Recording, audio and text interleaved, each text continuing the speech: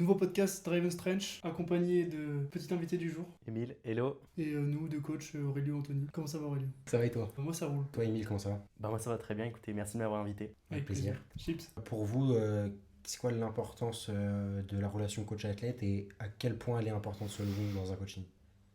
Tu veux commencer? Moi je vais bien Commence, commencer. L'invité commence. Ok. Et bah du coup, là moi je peux prendre la place de l'athlète. Pour moi je trouve ça super important qu'il y ait déjà une relation qui s'instaure entre un coach et un athlète. Parce que déjà, en avant tout, c'est une relation humaine. Ouais, je pense que pour une relation coach-athlète, il y a une entente qui est quasi obligatoire avant toute chose pour que la communication soit beaucoup plus simple. Également l'entente avec son athlète pour éviter qu'au moindre petit problème, du coup, la relation casse. Donc il faut vraiment, je pense, des relations, des fondations assez solides entre un coach et son athlète pour qu'il y ait aussi une confiance et qu'on puisse aller loin avec son athlète. Et comment t'as construit ta relation avec Aurélio? Ben, elle s'est construite un petit peu au fur et à mesure du temps parce que là, je suis pas sûr d'être le meilleur exemple, mais avec Aurélio, on était déjà de très bons amis à l'époque. Et je pense même qu'avec notre relation coach-athlète, elle s'est même encore plus. Elle s'est peut-être même un peu plus diversifiée. Sur d'autres points, on a peut-être même moins besoin. Je sais qu'Aurélio prend moins de pincettes pour parler avec moi, et du coup, je trouve ça beaucoup plus fluide, beaucoup plus naturel. Ok. Et je pense que avoir commencé comme ça, donc il y avait déjà beaucoup de confiance de mon côté pour Aurélio. Ça nous a apporté sur le plan professionnel et sur le plan amical, ça nous a apporté beaucoup, énormément. Donc sur le plan, j'ai encore plus confiance à Aurélio parce que je vois déjà que les résultats sont arrivés. Et j'ai encore beaucoup plus d'affection pour Aurélio parce que je vois qu'il se démène énormément pour moi et que voilà, je sens beaucoup d'amour dans son travail et dans nos relations. C'est génial. Je voulais juste rebondir sur un truc que tu as dit. Dis-moi, C'est un truc où je suis pas trop d'accord avec ce que tu as dit. dis-moi. Tu vois, tu parlais de casser la relation et tout. Pour moi, en fait, c'est aussi un peu le rôle du coach de pouvoir s'adapter vraiment à l'athlète et de ce qu'il a besoin. Et si la relation, genre, ça fonctionne pas, c'est aussi souvent de la part du coach. Mm. Et que, pas tout le temps, évidemment. Donc, il y a une part, on peut rien y faire. Mais je pense que déjà, si la base du coaching est saine, Mhm. l'athlète fait bien ses retours, tout se passe bien à ce niveau-là. S'il y a une mauvaise relation, je pense que ça vient souvent du coach qui ne sait pas s'adapter à l'athlète et que c'est, par exemple, avec toi, et j'ai pris un peu de temps pour savoir aussi qu'est-ce qui marchait sur toi et comment je devais te dire les choses. Bien Et tu vois, sûr. tu dis, t'as dit que je prenais plus trop de pincettes, on va dire, pour dire les choses, Mhm. mais c'est que j'ai remarqué que prendre des pincettes avec toi, ça fonctionnait pas du tout. Bien sûr. Fallait Si, il y a être une, très cash avec toi, tu vois. bien sûr, il y a une adaptation complètement. Il y a une grosse adaptation et je sais que par exemple, tu suis d'autres athlètes. Je sais que cette adaptation que tu as avec moi, c'est par exemple une adaptation qui ne peut pas fonctionner chez Noah que tu coaches. Tu peux pas du tout pas avoir cette adaptation avec, je pense, à Emma que tu coaches également. Donc je trouve ça super intéressant que tu aies aussi cette partie un petit peu psychologique entre l'athlète et le coach. Je trouve ça vraiment génial parce que je trouve qu'il y a une grosse partie adaptation. Et toi, Anthony, comment t'es avec tes athlètes? Attends, qu'est-ce qu'on a fait les points côté athlète? Bon, après, toi, je trouve, avec tes athlètes, tu as quand même une relation qui est. Enfin, du coup, je suis un petit peu par rapport au retour, et du coup, toi, je vois, parce que du coup, on travaille ensemble, quoi. Et en vrai, genre, t'es quand même assez proche d'eux à chaque fois, et t'arrives, par exemple, je pense à Mathis, où il y a eu une période un peu plus compliquée, où t'as quand même réussi un peu à voir qu'est-ce qui allait pas, et je pense que c'est bien aussi, parce que t'arrives à avoir, genre, vraiment une. Je sais pas comment dire, mais t'arrives à être assez proche et trouver les bons mots pour pouvoir poser les questions et dire les choses aux gens, et c'est bien. Ouais, je pense que en fait, l'important c'est vraiment la communication, relation coach-athlète. Mm. Genre, c'est tellement un pilier fondamental parce que sinon, toi, te créer des attentes sur l'athlète, lui, il peut se créer des attentes au niveau de toi, et des fois, il y a un fossé, genre, il y a un monde d'écart en fait. Mm. Et du coup, tu te retrouves avec être frustré dans les deux sens. Ouais. Parce que moi, par exemple, Mathis, j'étais en mode, putain, il est en mode tryhard, full, il pense à ça que toute la journée, genre. Et en fait, il m'a dit, pas du tout, genre, juste je veux que ça soit un plus et pas que ça, que ça vienne envahir ma vie. C'est l'histoire d'adaptation. Et vous, petite question que je me posais, est-ce que vous pensez qu'un athlète qui a vraiment envie d'avancer dans le coaching, mais qui relationnellement parlant n'est pas du tout intéressé par avoir une relation avec son coach?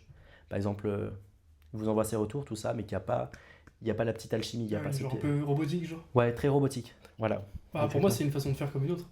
Mmh. Enfin, genre, si c'est sa manière d'approcher les choses, c'est ok. Genre, t'es pas obligé de devenir pote avec ton coach non plus. Ok. Moi, je sais que je peux préférer ce côté un petit peu plus amical où t'apprends à connaître la personne, etc. Mais si la personne en face est pas réceptive et veut pas l'être, surtout, Mm.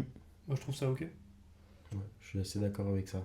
En fait, c'est comme tout à l'heure, tu vois, c'est vraiment genre l'adaptation et s'adapter à ce qui correspond à la personne et ce qu'elle a besoin pour progresser. Après, il faut quand même un minimum de chance de relation pour que la personne elle ait quand même confiance en son coach, pour qu'elle puisse déjà respecter à 100% et faire, on va dire, aveuglément ce que dit le coach. Parce que si elle commence à se poser trop de questions, elle va faire avec beaucoup moins d'implication, ou si elle n'est pas à 100%, si je n'ai pas à 100% confiance à son coach. Donc, je pense qu'il y a quand même un minimum, tu vois, Ouais, bien de sûr. relation qui doit se créer, pas que ce soit genre vraiment hyper distant pour pas qu'il y ait ce tir de confiance. Et aussi que l'athlète puisse dire à son coach tout ce qui va pas pour que derrière le coach puisse vraiment adapter la prog selon ses besoins et ce qu'il vit à ce moment-là, quoi. Je Ok. pense que c'est un peu comme tes collègues. Il y en a que tu kiffes, Oui, bien et sûr. il y en a genre Complètement. ça reste très neutre. Mais c'est pas pour autant que t'es en mode je le déteste. Bien sûr, oui, je comprends. T'inquiète, ça. Petite question pour vous deux, du coup, les deux coachs. J'avais une petite question. Donc, est-ce que vous, coach chez Dravenstretch, je vois beaucoup de personnes, je sais que vous fonctionnez principalement sur WhatsApp. Mm. Je sais que également vous avez plusieurs groupes aussi. Est-ce que vous avez l'idée, par exemple, de créer un groupe, tout simplement relationnel entre les coachs et les athlètes? Et tout simplement, vous avez mis, par exemple, tous les athlètes Dravenstretch dans ce groupe-là pour éventuellement des organisations d'entraînement ensemble, un petit peu comme un groupe running. Voilà, bah, rendez-vous, on se donne tous rendez-vous à 1 heure pour aller s'entraîner et éventuellement pour des sorties, des repas, pour essayer d'un peu de renforcer cette cohésion d'équipe. Qu'est-ce que vous en pensez? Ouais, c'est un peu l'idée qu'on a essayé de faire. C'est surtout là, tous ceux qui sont sur Lyon, d'essayer d'organiser un maximum de trucs. Parce que vraiment, l'idée après, c'est d'avoir une cohésion au sein du groupe. Qu'on ait vraiment une identité, quoi. Ok, Qu'on soit tous proches les uns des autres, dans l'idée. Et je trouve que c'est important. Ouais. ok, Après, à terme, je pense que du coup, si ça se passe comme on voudrait, ça devrait grandir bien, on espère. Et du coup, je pense que chaque coach aura aussi un groupe avec ses athlètes. Mm. Parce que si par exemple il y a 300 personnes, c'est compliqué d'avoir une bonne cohésion entre 300 personnes. Alors que si chaque coach déjà arrive à créer une cohésion entre le groupe de ses athlètes, je trouve que ce serait déjà bien. Là pour l'instant, comme on est un petit peu plus petit, on va dire, on peut créer la cohésion entre tout le monde. Et c'est ce qu'on aimerait bien faire. On Ok. aimerait bien, mais tu vois par exemple, si tu as 50 personnes tu dois te retrouver dans une salle pour faire l'entraînement, Ouais. soit il ouais. faut que la salle elle soit immense, soit c'est pas possible, quoi. Et du Déjà coup, que là, en soi, même si on y va à 6, C'est déjà beaucoup, hein. Basic Fit Villeurbanne, il y a une bonne barre. Bon. et du coup, la question qui se pose, c'est peut-être ouvrir votre salle, Dravenstretch à l'avenir. Ah, je me le souhaite, hein, en vrai. Pourquoi pas? C'est un projet, je pense, qui pourrait se faire. Après, je pense que faudrait pas qu'on base genre notre coaching sur cette salle, dans le sens où on aimerait bien pouvoir genre coacher, on va dire, en distanciel et pouvoir atteindre des gens un peu de partout. Et que du coup, faut pas genre que la salle soit genre la référence du coaching. Mais je trouve que c'est aussi intéressant, par exemple, je sais pas si tu voyais Nicolas Perrault. Mm. En gros, ils ont fait je sais pas si vous avez vu, ils ont fait un truc. En gros, il a fait un truc avec ses athlètes et genre ils venaient chez lui et lui Ouais, il a j'ai sa vu. salle et du coup il s'entraînait là-bas. C'est là où Clémentine elle a fait Ouais, j'ai vu Clémentine. son triple à 140 au squat. Elle a mis des stories, j'ai vu. Oui, c'est une sorte de. Ça ressemble un petit. Elle avait dit ça dans le garage de. J'ai vu la Ouais. story de. Oui, j'ai vu la story du coup de Clem.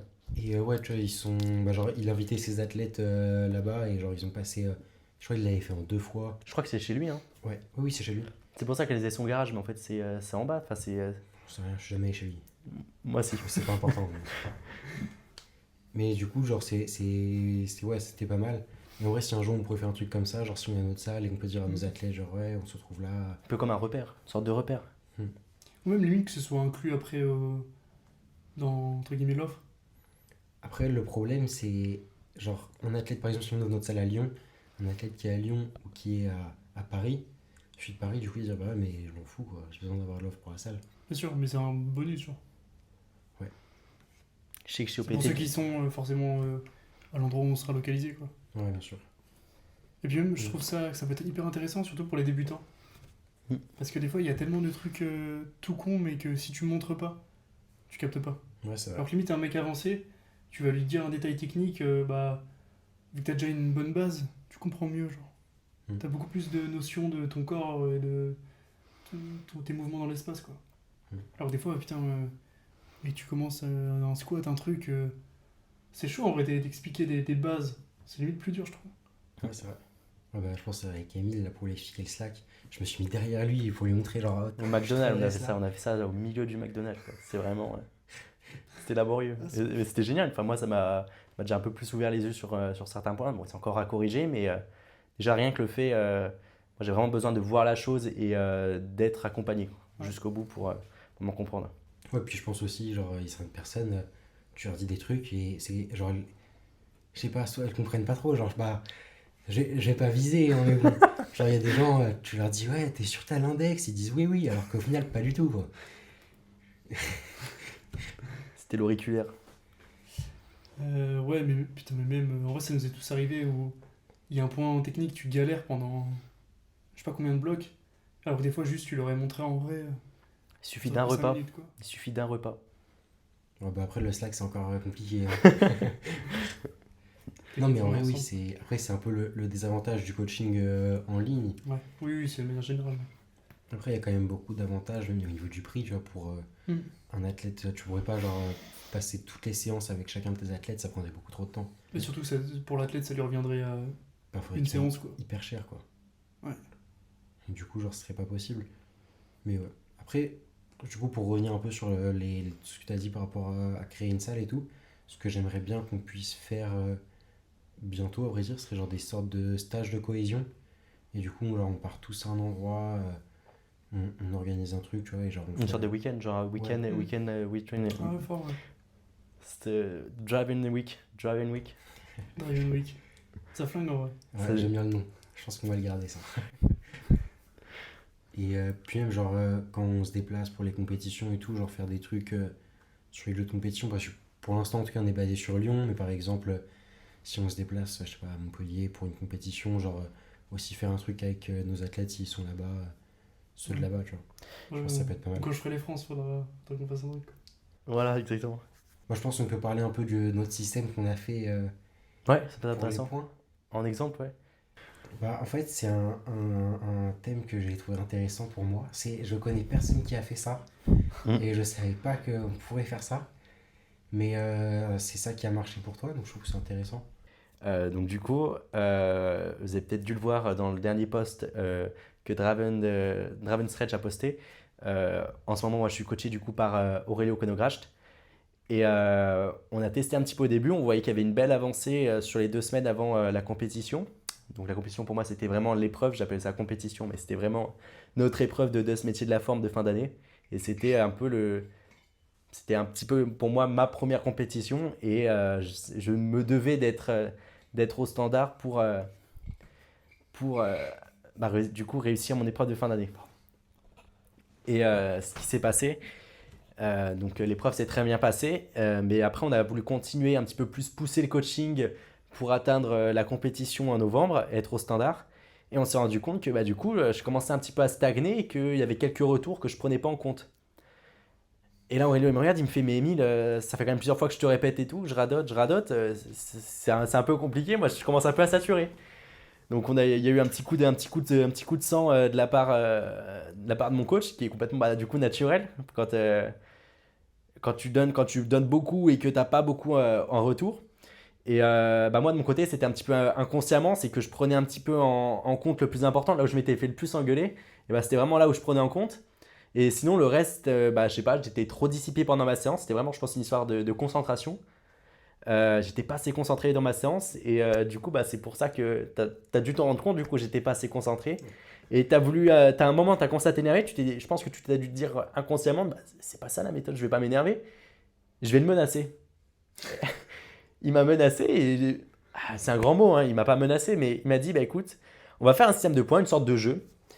Et ce système de points, j'ai trouvé ça super intéressant. Il m'a dit voilà, un bloc. Donc là, mon bloc, il se constitue après en combien de semaines? 4. En 4 semaines. Là, je suis ma dernière semaine de bloc. Là, je dois du coup gérer cette semaine. Je suis sur un total de 11 points en ce moment. Si je suis en dessous des 10 points à la fin du bloc, j'ai des malus. Donc, je crois qu'il m'en avait parlé. Il a dit environ pendant une semaine, tu auras peut-être 200 burpees par jour. Je t'ai dit 100. Ouais. 100, ah, tu m'as quand même dit 200. burpees par jour. J'ai dit 1000. Ah, c'était dans l'euphorie de la soirée alors. J'ai dit 1000 et après je t'ai dit bon, ok, 100. J'aurais peut-être 100 burpees par jour, ce qui est déjà costaud. Mais vas-y, parle pour 200. Donc, on va rester sur 100. Et je lui fais, mais Aurélio, c'est quand même dur. Il fait, bah écoute, t'as qu'à te concentrer. Et il n'y a pas que du négatif. Il m'a fait, bah écoute, si t'es au-dessus de 15 points, et ben t'auras du coup un bonus. Et le bonus, bah ce sera soit dans ta séance un exercice que t'aimes bien. Après, il faut quand même que ça reste en accord avec ma progression. Ou une petite surprise, genre un McFlurry, quelque chose comme ça. Et du coup, bah, ça m'a un petit peu hypé. Et ça me permet du coup de me concentrer beaucoup plus sur. Bah là, les problèmes souvent, c'était un petit peu les variations et les standards. C'était vraiment le plus gros point à jouer. Et du coup, ça m'a un peu appris à me concentrer et un petit peu. C'était une sorte de challenge. En fait, il fallait que je me challenge un petit peu et que c'était. J'appelle ça de la menace, mais en fait, il fallait surtout que je me challenge pendant ma séance et que j'ai un peu un objectif avant ma compétition. Parce que comme la compétition, c'est un petit peu loin pour l'instant, j'arrivais pas vraiment, je pense, à me situer dans mes entraînements. J'arrivais pas à me dire, ok, ça va me servir pour novembre. Je me disais, ah bah ok, là, ça me sert maintenant. En fait, ça me saoule plus qu'autre chose. J'avais pas ce truc de me dire, ok, ça va me servir pour novembre. Et là, en fait, en ce moment, je me dis plus, ok, là, ça me sert pour ne pas avoir du coup ce malus. Donc, ça m'a vraiment boosté et appris à beaucoup plus me concentrer sur mes entraînements.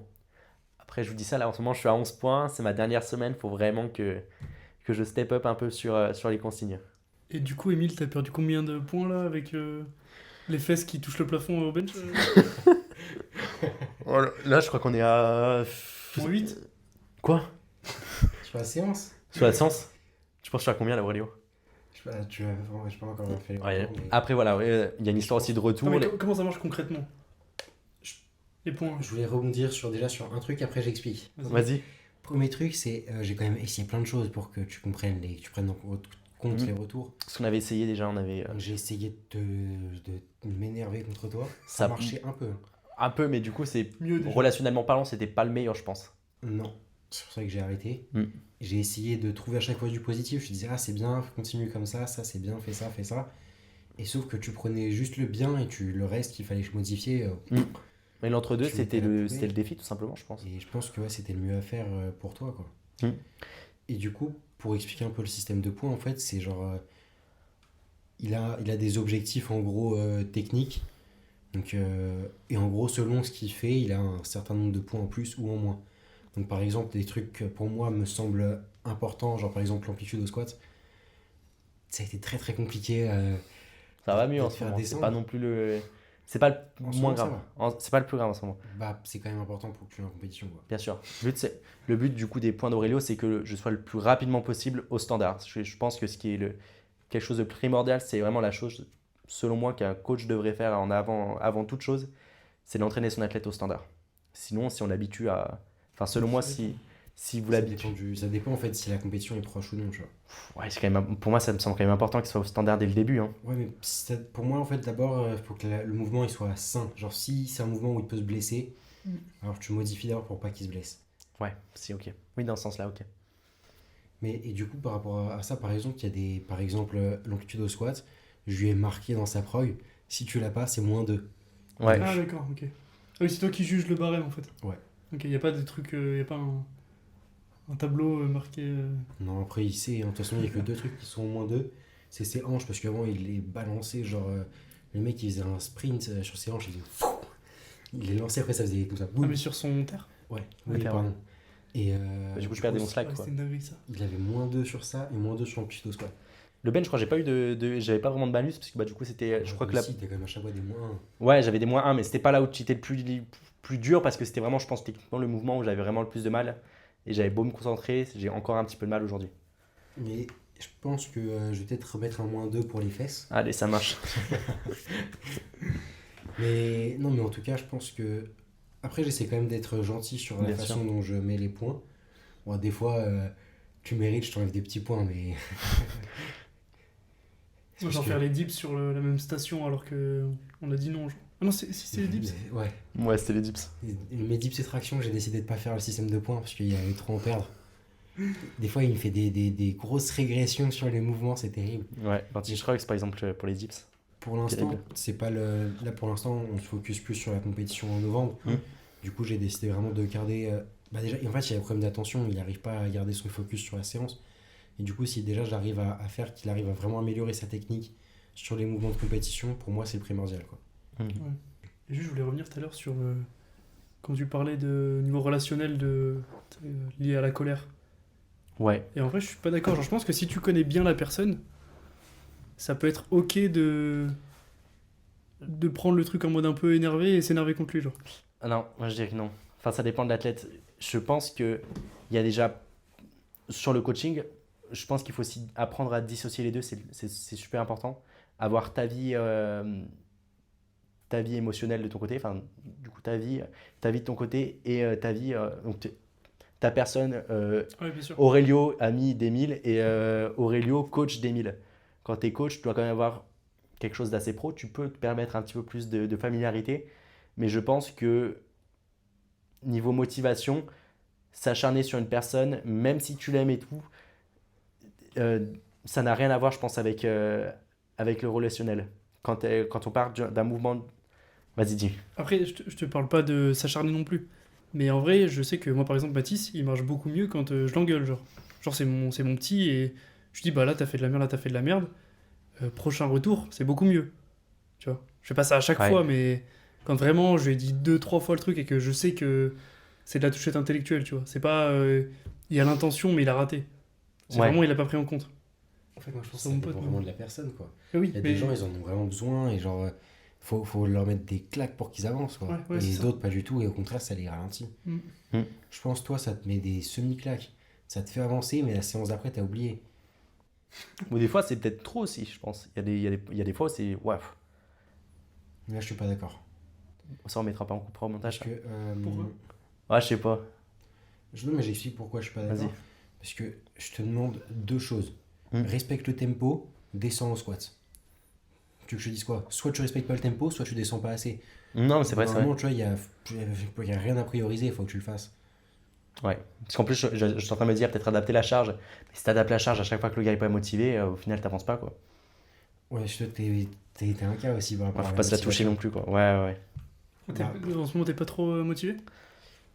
En ce moment, je suis peut-être préoccupé par plein de choses. Il y a plein de choses, du coup, qui se passent dans ma vie. Et encore une fois, ça, c'est de mon côté. Mais du coup, il faut aussi comprendre que l'athlète, il n'est pas là 100% aussi pour le coaching. Il peut être aussi à 100% dans sa pratique.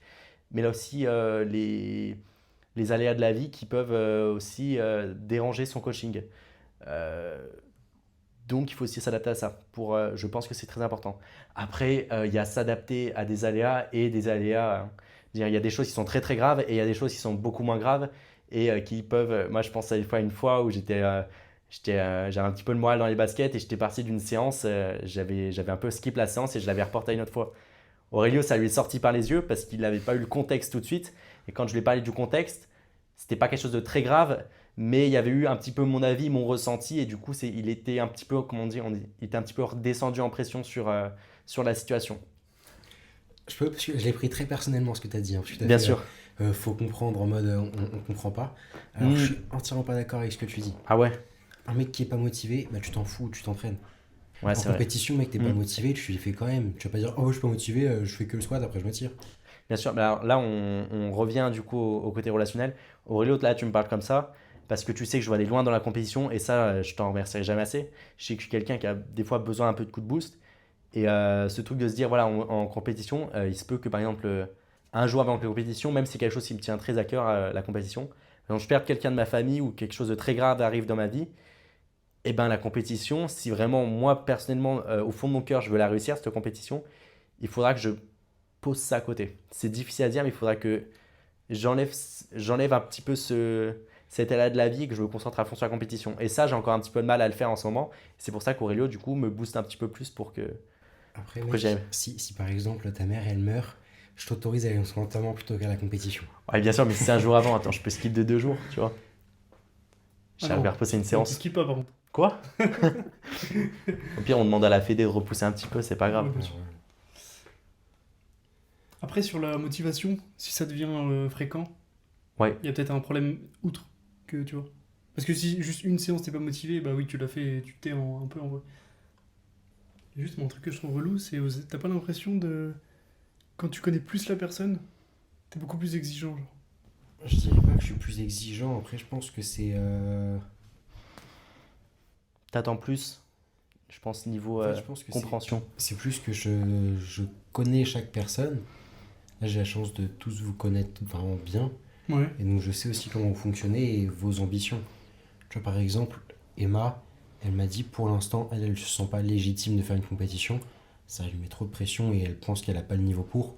Je lui ai expliqué que pour moi, il n'y avait pas d'histoire de niveau et tout, mais pour elle, genre, elle n'est pas prête. Ouais. Et il n'y a pas de souci, tu vois. Et du coup, pour l'instant, on va dire, je vais mettre moins d'accent et j'ai un peu moins d'attente sur elle à ce niveau-là. Et je sais, tu vois, par exemple, elle a plein de choses, elle vient de commencer son alternance. Et donc, on va dire que j'ai moins d'attente à ce niveau-là, par exemple, pour elle, que pour toi, où je sais, bah, tu coaches aussi, tu veux faire de la compétition, genre, c'est pas le même type de Ouais, bien personne, sûr, et donc pas le même j'adapte, curseur, quoi. Ouais. Ouais, ok. On reprend. Prochain. Prochain. Prochain sujet, ça va un peu relation coach-athlète. C'est sur le burn-out. Ouais. Parce que moi, je sais que j'étais pas trop loin il y a pas longtemps. Et juste, je voulais te demander, Aurélio, comment toi tu gères ça vis-à-vis de tes athlètes? Si t'as déjà eu des cas et concrètement ce que t'as mis en place. Et toi, Émile, vu que tu sais, à un moment, tu me parlais que tu me parlais de skip de séance parce que morale dans les chaussettes. Ouais. Bah, je pense pas que c'est. On peut parler de burn-out à ce rythme-là. C'est évidemment, mais moi, c'est excessif. Mais t'as un peu l'idée de gérer le plus la motivation, quoi. Ouais. C'est plus ça. Tout simplement, quand émotionnellement, ça ne va pas, quoi. Quand on sent que. Pour moi, là, c'est des choses très différentes, tu vois, genre, si c'est sur une séance ou si c'est vraiment, genre, ça commence à te saouler l'entraînement, ou Ouais. genre, t'as plus la même envie et la même hargne de t'entraîner, quoi. Ouais, moi, je dis ça parce que ça me l'a fait sur un bon bloc, quoi. Ah ouais, un bloc. Ouais. C'était le. Il y a combien de temps à peu près? Bah, c'est mon dernier bloc. Et bah, du coup, en vrai, je vais prendre ton exemple parce que je pense qu'il est assez bien. Bah là, par exemple, déjà, toi, tu m'as dit, là, tu voulais passer sur 5 séances, comme ça, on raccourcit un peu les séances. Et aussi, du coup, ce que j'ai essayé de mettre en place pour un petit peu raccourcir tes séances, par exemple, c'était, tu vois, par exemple, sur le GHD back extension, là, genre mettre 5 minutes, maximum de reps avec une certaine charge. Ça qui permet de quand même garder le stimulus et genre juste de baisser vraiment le temps, tu vois, parce que tu prenais combien de temps après pour le faire d'habitude? Le GHD Ouais. 10-15 minutes. Tu vois, avec 15 minutes, tu passes à 5, donc t'enlèves quand même 10 minutes. Ouais. Si tu veux le faire plusieurs fois, en plus t'enlèves des exos, ça fait gagner déjà du temps. Et puis aussi, je pense que ce qui peut être intéressant de faire, c'est des fois, tu vois, par exemple, juste la personne, elle a besoin aussi un peu d'autre chose et de faire d'autres choses et donc de peut-être mettre un focus sur quelque chose de différent. Par exemple, avec Emile, on a pour plus tard, genre faire une compétition de body. Toi, par exemple, pour après la compétition, peut-être mettre un peu un focus sur le street lifting. Et ça permet de garder un petit peu l'entraînement, tu vois, mais de penser un peu à autre chose et un peu de relâcher. Et aussi, après, c'est une gestion du planning et quand est-ce que tu dois mettre et tu veux mettre le focus pour arriver à une échéance et d'autres, tu vois, où juste c'est pas le moment et tranquille, on relâche, quoi. Et toi, Émile, du coup, expérience perso? Expérience perso. Bah là, du coup, comme a dit Aurélio, il faut que ce soit sur long terme, tout ça. J'ai pas eu de période assez dure sur du long terme parce que bah, du coup, j'ai commencé il n'y a pas si longtemps que ça avec Aurélio. J'ai découvert plein d'autres façades. Là, pour l'instant, c'était plutôt du positif. Des périodes où j'étais plutôt. Je trouvais que par exemple, niveau performance, ça augmentait assez vite. Des périodes où ça allait un petit peu moins. C'était un peu compliqué quand ça allait moins. Mais je pense pas pouvoir parler de burn-out tout de suite. Mais je trouve que là, du coup, le niveau relation coach et client, coach et athlète, excusez-moi, c'est là où, du coup, pour moi, c'est le plus important. Parce que si tu n'as pas une bonne entente avec ton coach et que tu lui parles pas forcément, que c'est très robotique, comme tu as dit précédemment, là, le coach, il peut pas se permettre de dire, bah, dis-moi, qu'est-ce qui va pas de ton côté.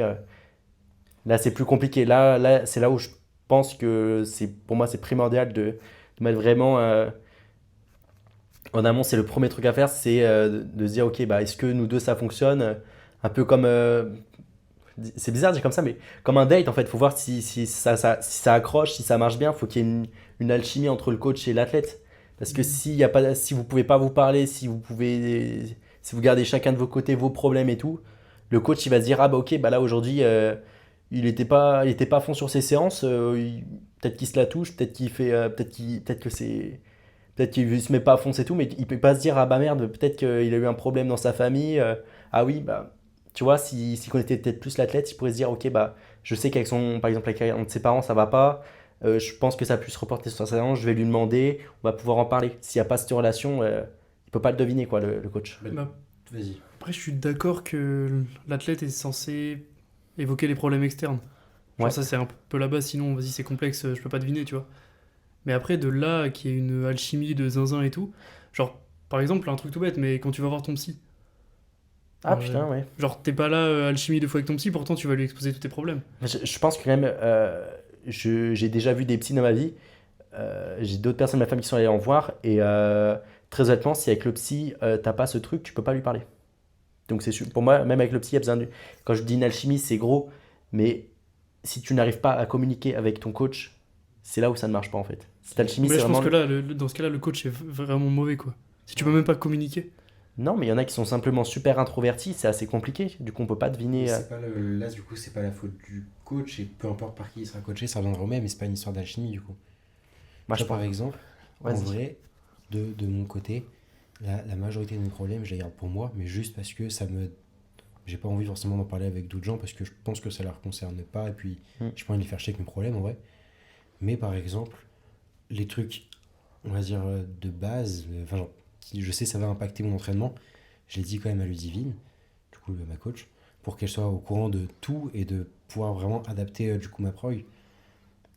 Mais tu vois, genre, je sais pourquoi je lui ai dit, mais je vais pas forcément, genre, même si je vais pas forcément le dire aux Mais il y a autres, quand même une relation de confiance bien qui sûr. s'impose. Mais dans tous les cas, il y aura une relation de confiance. Je pense que ça, c'est hyper important. Et je pense que si tu prends un coach, en général, tu lui fais confiance. Sinon, tu prendras quelqu'un d'autre. Bien sûr. Mais de là, avoir une alchimie, je pense que c'est un petit peu trop. Je pense que c'est le terme que j'employais, peut-être pas une alchimie, mais une sorte d'accord, de connexion, si je puis dire. La même connexion, je trouve ça hyper fort. C'est fort, tu trouves, connexion? C'est bon. Bah, un accord, en fait, tout simplement, et juste de la confiance, quoi. Pouvoir dire ces choses-là, même si c'est pas forcément, même si selon vous, ça paraît pas personnel. Par exemple, pour une personne qui est super introvertie, ça peut paraître, par exemple, des fois très gros de dire, par exemple, qu'est-ce qui peut être. Ouais, aujourd'hui, je peux pas m'entraîner, j'ai la diarrhée, quoi. Tu vois, ça peut être un truc comme ça, c'est tout bête. Donc, Ça tu vas t'entraîner si t'as la diarrhée. Si en compétition t'as la diarrhée, est-ce que Oh là tu là. fais? Bah oui. Oui, tu fais, tu te chies dessus, mais tu le fais. Mais c'est pour ça. C'est le tiroir excuse. Ouais. Mais je Faut le pense refermer qu'il des fois. faut arrêter de trouver des excuses et des fois, faut s'entraîner. Et tu peux pas être toujours au max de ta forme. Mais si un jour t'es un peu malade sur ta compétition, est-ce que tu vas tout annuler? Non. Donc pour moi, à partir du moment où tu peux t'entraîner, tu pourrais faire ta compétition. Même s'il y a pas la forme, elle est pas là, bah tu le fais, quoi. Mm. Bien sûr, t'adaptes, mais. Oh, mais c'est plus au niveau long terme. Ouais, c'est pour ça, là, Problème. je parlais de petits problèmes comme ça, parce que ça m'est pas arrivé long terme. Mais à long terme, encore une fois, si t'as pas une bonne relation avec ton coach, c'est compliqué, quoi. Tu peux pas. Il y a toujours ce moment, si tu n'arrives pas à parler à ton coach, si tu sens que t'as pas envie de parler à ton coach, le coach, il peut pas deviner, en fait, que émotionnellement, tout ça, ça va pas. Je suis pas d'accord du tout. Tu peux le deviner, tu peux pas te dire, ce gars, bon, là, sur ses charges, il se la touche. Tu peux te dire ça, en fait, s'il te dit pas. Anthony, il m'a jamais rien dit par rapport à qu'il en pouvait plus. Je commençais à le remarquer. Je me disais, il y a plein de trucs qui étaient bizarres. Ouais. Et à un moment, je lui Ok. envoie un message, je lui dis, bah, genre, j'ai l'impression que je te l'ai dit, t'es moins impliqué, il y a quelque chose qui va pas. Et c'est là, du coup, on en a plus parlé, tu vois. Mais donc, je pense que, même, tu vois, genre, en tant que coach, je sais pas si des fois vous remarquez, souvent, j'envoie, genre, premier message, genre, en mode, salut, j'espère que tu vas bien, tu vois, genre, au tout début. Mhm. Et si, genre, je me dis, il y a un petit truc qui va pas, je dis, salut, comment tu vas? Et si, genre, vraiment, je pense vraiment il y a un truc qui va pas, à la fin, je dis, et sinon, comment ça va? Ah bon? Ouais. J'avais pas, non, j'ai pas vu. Et sinon, genre, vraiment, ça va pas du tout, bah, je demande vraiment précisément. Ah oui. Mais parce que le comment vas-tu, moi à chaque fois je suis en mode. Ouais, c'est un petit peu. C'est la politesse quoi. Chaque Ouais, fois d'ailleurs c'est je réponds bon. pas, je suis un connard. Si c'est politesse, et parce que je me dis, si la personne, elle a un truc, je dis comment ça va, plus facilement, elle va engager et dire s'il va pas. Alors que si je dis, j'espère que tu vas bien, moins facilement, elle va me dire, Ça ferme la bah, porte. ça va pas trop. Ouais. Ouais, c'est vrai, c'est vrai que j'y pense pas à ça. Et surtout, si tu le mets au début, ça fait un peu politesse, mais du coup, elle peut facilement rebondir dessus.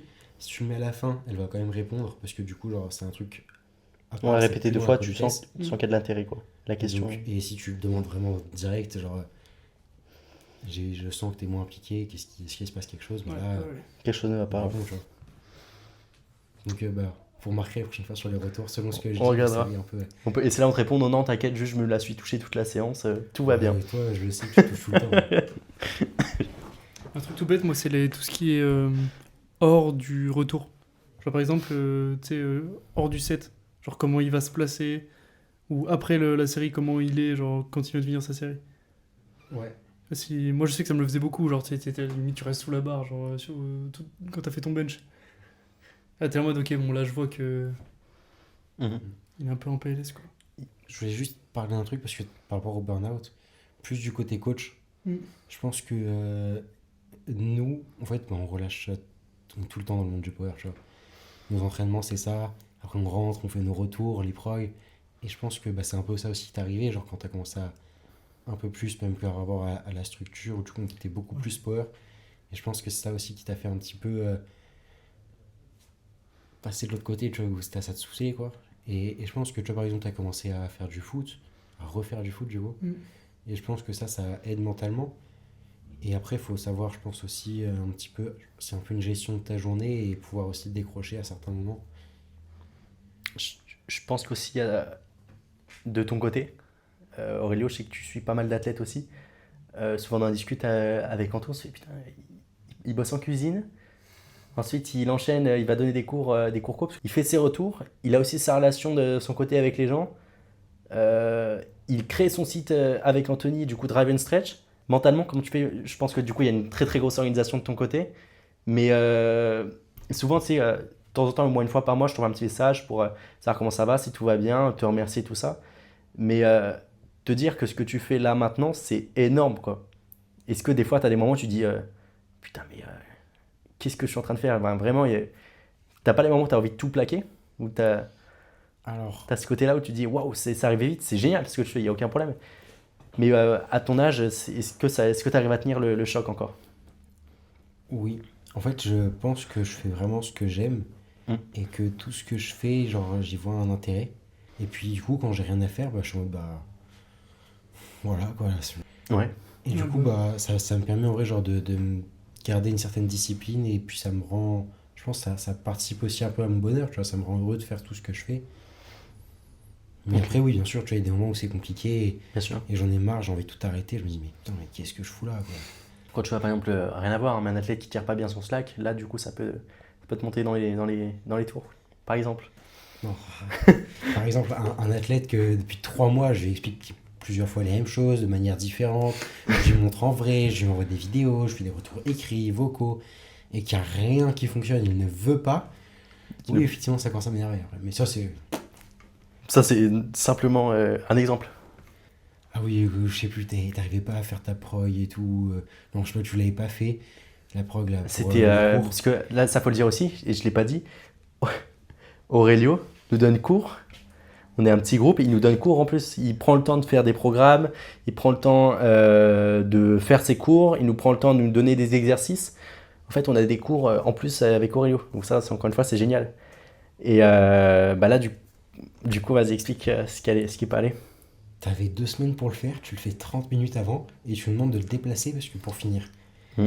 Et là, je me suis dit, mais mec, tu te fous de ma gueule. Ouais, c'est vrai. Et, Et ce moment-là, ouais. c'était un moment où j'étais fatigué, on avait marre. Mm. Et du coup, tu vois, c'est ça m'a fait. Encore une fois, là, on est retourné en reparler avec Aurélio. On en a reparlé un jour après, du coup, parce qu'il a quand même fallu un jour pour qu'il s'ouvre, pour qu'il pense à autre chose, qu'il fasse, bah, du coup, qu'il s'occupe complètement d'autre chose, parce que bah, faut pas que ça lui prenne non plus trop la tête. Fallait pas que ça te prenne la tête dans ton quotidien, je pense. Et on en a reparlé le lendemain, un petit peu plus posé. On a un peu enlevé la casquette de coach et d'athlète. On est revenu se parler. On s'est dit, bah voilà, écoute, les choses se sont arrangées. On va pas plus se parler de ça, mais les choses se sont arrangées parce qu'il y a eu une grosse communication derrière. Il y a eu une grosse remise en question de mon côté. Et il y a eu, ouais, il y a eu de la discussion, quoi. En fait, il y a eu, on est retourné, on a remis la casquette d'amis et tout s'est. On a, comm- on a commencé un petit peu plus à comprendre l'autre et on a avancé, quoi. Donc je pense que pour plein de choses comme ça. Là, c'est hors coaching, mais pour plein de choses, moi, je trouve que c'est quand même très, très important d'avoir cette relation avec ces athlètes. Pour moi, c'est primordial. Tu reviens toujours à ça, mais tu as toujours besoin, pour atténuer les tensions, pour parler à son athlète et tout, c'est primordial de quand même bien t'entendre avec ton athlète. D'avoir un peu, je tombe sur ce mot-là, mais faut quand même que ton athlète te tape à l'œil, quoi. Faut quand même que tu aies toujours ce truc de se dire, bah, euh, cet athlète me plaît, cet athlète, avec lui ça se passe bien, on arrive bien à communiquer.